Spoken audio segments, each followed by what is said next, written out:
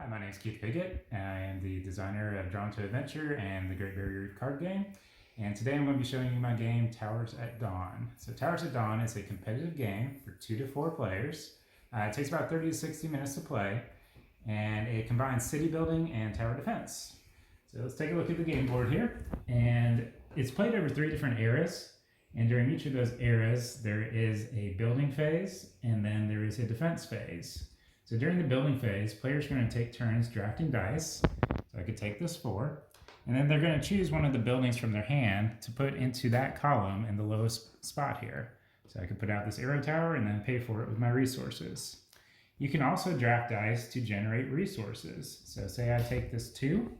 I could then look at any of these buildings that have the little symbol on it, starting here at the bottom, and it's going to generate those resources. So this will give me a gold, a stone, a magic, and then one of my choice. So I'd move those resources up to take them there.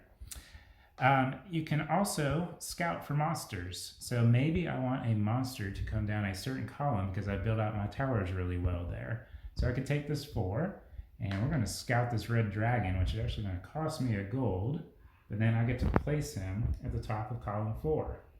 Now, the really interesting part about the game is at the end of the building phase, when your tiles run out in each of the eras, you go into a defense phase. So first you're going to get attacked by 2 monsters, then 3, then 4 for a final battle here. And the way that works is each player simultaneously moves the monsters down onto their board, and then any towers that are in range can attack and deal out damage to those monsters. So this fireball tower could hit this one.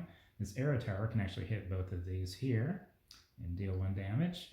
And this ballista tower can fire up here and deal another damage. Then we move everything another step further down, and we complete the same thing. And hopefully you have laid out your towers strategically, where you defend and defeat all the monsters. If you don't, if any of them reach the bottom of the board, then they're going to deal damage. So this dragon, hopefully we've dealt some more health, because it actually deals out a damage per health point. So let's say it ended up with 3.